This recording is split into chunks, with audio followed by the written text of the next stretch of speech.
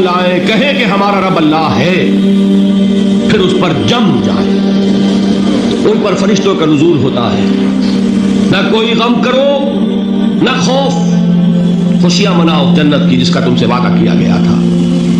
اللہ کی ربوبیت پر اطمینان جب انسان کو ہو جاتا، میرا رب اللہ ہے، ربی اللہ، انسان کے لیے نہ کوئی کھٹکا، نہ کوئی خطرہ، نہ کوئی خوف، نہ کوئی حزن۔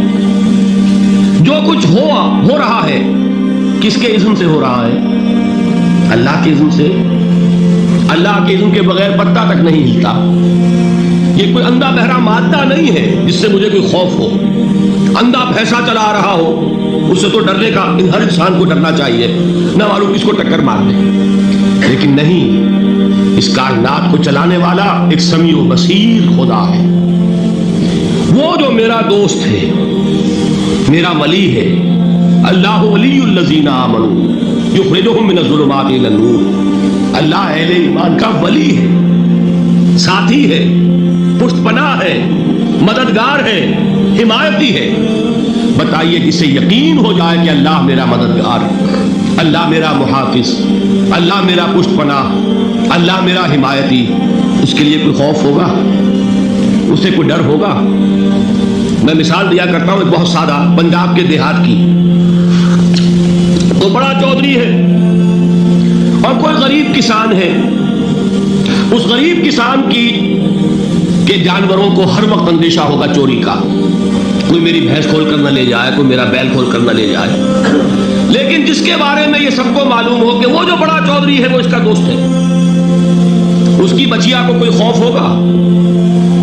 اس کی بھینس پر کوئی ہاتھ ڈالے گا؟ اسے کوئی اندیشہ ہوگا؟ نہیں۔ کیوں؟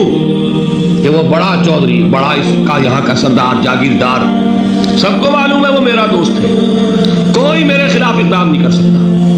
اس دنیا میں یہ چھوٹی سی بات اگر آپ کے دلی اطمینان اور سکون کا باعث بن سکتی ہے تو ذرا تصور کیجئے۔ میں لفظ تصور استعمال کروں گا صرف اس لیے کہ اس کا ہم جس کو کہتے ہیں ادراک اور شعور کر نہیں سکتے، اگر کے ساتھ کر سکتے۔ اگر یقین ہو کہ اللہ میرا مددگار اور یقین ہو کہ اللہ ہر آن میرے ساتھ ہے، پھر کوئی خوف، کس کا خوف؟ کوئی شے اللہ سے بالا تر ہے؟ کوئی قوت اس سے زیادہ طاقتور ہے؟ کوئی اس کے ارادے کو بدلنے والا ہے؟ کوئی اس کی مشیت کے آڑے آنے والا ہے؟ یہی بات ہے جو حضور نے فرمائی، یہ ایمان کا حاصل ہے لب لباب،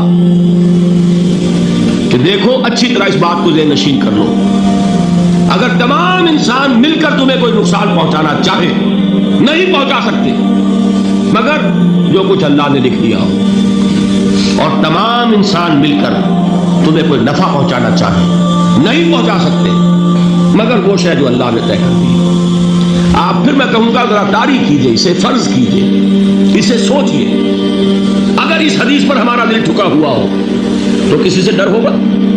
یہ مجھے نقصان نہ پہنچا دے، یہ میری رپورٹ خراب نہ کر دے، یہ میری انکریمنٹ نہ رکوا دے، یہ میرا یہ نہ بگاڑ دے، یہ میرے یہ نقصان نہ پہنچا دے۔ اس کا ڈر، اس کا ڈر، اس کا خوف، اس کی خوشامد، اس کے لیے جا کر طرح طرح سے اپنی عزت نفس کو ذلیل کروانا اس کے سامنے، یہ سب کچھ کیوں کرتا ہے انسان؟ جب سمجھتا ہے کہ اس کے ہاتھ میں میرا کوئی نفع ہے، اس کے ہاتھ میں میرے لیے کوئی ضرر ہے، یہ مجھے کوئی غضب پہنچا سکتا ہے، یہ مجھے کوئی نقصان پہنچا سکتا ہے، یہ میرا کوئی کام بنا سکتا ہے، یہ میری کوئی ضرورت پوری کر سکتا ہے، اسی کا نام شرک ہے۔ جہاں آپ نے یہ سمجھا کہ غیر اللہ کے اندر کوئی طاقت موجود ہے، وہی شرک ہے۔ بتوں سے تجھ کو امید ہے، خدا سے نو امیدی، مجھے بتا تو صحیح اور کافری کیا ہے؟ شرک تو یہ ہے جس پر بھی تمہیں یہ خیال ہے، کلمہ ہے یہ کلمہ سوم، لا حول ولا قوت الا باللہ، ذرا اس پر دل کو کبھی اگر آپ تصور کریں، پھر فرض کریں، دل ٹھک جائے اس پر، کوئی طاقت نہیں۔ یہی بات تھی جو شیخ عبد القادر جیلانی رحمۃ اللہ علیہ نے اپنی وصیت میں اپنے بچے سے کہی۔ 11ویں دینے والے ہیں، لیکن حضرت شیخ عبد القادر جیلانی کی وصیت اور تعلیمات کو کتنے لوگ جانتے ہیں؟ یہ جن مقامات تک پہنچے ہیں وہ کس چیز کی بدولت پہنچے؟ انہوں نے جو پیغام دیا وہ کیا تھا؟ اے میرے بچے، جس طریقے سے قرآن مجید میں حضرت لقمان کی نصیحتیں جو ہے نقل کر دی گئی ہیں، میں یہ عرض کروں گا بالفرض اگر قرآن حضرت عبد القادر جیلانی کے بعد نازل ہوا ہوتا تو شیخ عبد القادر کی یہ نصیحتیں بھی قرآن میں درج ہوتی. اتنی اونچی نصیحتیں ہیں. اے میرے بچے اس حقیقت کو ذہن نشین کر لے. لا فاعل فی الحقیقت ولا مؤثر الا اللہ. اس کائنات میں نہ کوئی فاعل حقیقی ہے نہ مؤثر حقیقی ہے سوائے اللہ. کسی شے میں کوئی تاثیر نہیں اگر اللہ نہ چاہے. آگ جلا نہیں سکتی اگر اللہ نہ چاہے. پانی ڈبو نہیں سکتا اگر اللہ نہ چاہے. زہر ہلاک نہیں کر سکتا اگر اللہ نہ چاہے. کوئی چیز فائدہ نہیں پہنچا سکتی اگر اللہ نہ چاہے. تو در در پہ کیوں سر جھکاتے ہو؟ در در پر کیوں جبینسائی کرتے ہو؟ سب کے سامنے کیوں ہاتھ پھیلاتے ہو؟ ایک اللہ سے مانگو. ایک اللہ کے سامنے زمین پر اپنی جبین رکھو. لا فاعل فی الحقیقت ولا مؤثر الا اللہ. نظر آتا ہے ہمیں کہ پانی پیاس بجھا دیتا ہے. پیاس بجھانے کی صلاحیت پانی میں نہیں ہے اللہ کے اذن سے. کھانا بھوک مٹا دیتا ہے. بھوک مٹانے کی صلاحیت کھانے میں نہیں ہے اذن رب میں. دیکھیے یہی یقین تھا. حضرت موسیٰ علیہ السلام کا واقعہ یاد کیجئے. سامنے سمندر آ گیا ہے. قوم دیکھتی ہے پیچھے کہ گرد و غبار کا طوفان ہے. معلوم ہوا کہ فرعون اپنے لشکر سمیت آ گیا ہے.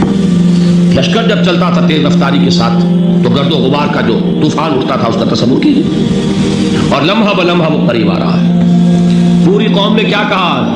اے موسیٰ انا لمدرکون. اے موسیٰ ہم کو پکڑے گئے. قرآن مجید نے تو یہاں وہ باتیں نہیں لکھی ہے لیکن تورات میں یہ درج ہے کہ بنی اسرائیل جھگڑنے لگے. دست و گریبان ہو گئے موسیٰ کے ساتھ. موسیٰ نے یہاں فرمایا لا کر اسے تو ہم ہی بہتر تھے. وہاں کھانے کو ملتا تھا, زندگی تو تھی, بیگار ہم کر رہے تھے, موت تو نہیں تھی. اب جو کچھ ہوگا اس کا تصور کرو جس طریقے سے ہمارے ٹکڑے اڑائے جائیں گے. تو لڑ رہے ہیں حضرت موسیٰ علیہ السلام سے. یہ تورات کی تفصیل ہے. قرآن میں صرف اتنا آیا ہے پریشان ہو کر انہوں نے کہا انا لمدرکون. موسیٰ ہم تو پکڑے گئے. اس وقت موسیٰ کا جواب کیا ہے؟ کلا ان معی ربی سیہدین. نہیں, میرے ساتھ میرا رب ہے, وہ راستہ دے گا. بتائیے کہاں راستہ نظر آ رہا ہے؟ یہ ہے ایمان بالغیب. راستہ نظر نہ آئے تب اللہ پر یقین ایمان ہے. جیب میں پیسے ہوں اور تب دل کو اطمینان ہے تو ایمان کس پر ہوا؟ پیسے پر, اللہ پر نہیں. جب وسائل و ذرائع نہ ہو اور پھر یقین ہو کہ اللہ مسبب الاسباب ہے, وہ اسباب کا پابند نہیں ہے, وہ اسباب کا محتاج نہیں ہے, اسباب اس کے محتاج ہے.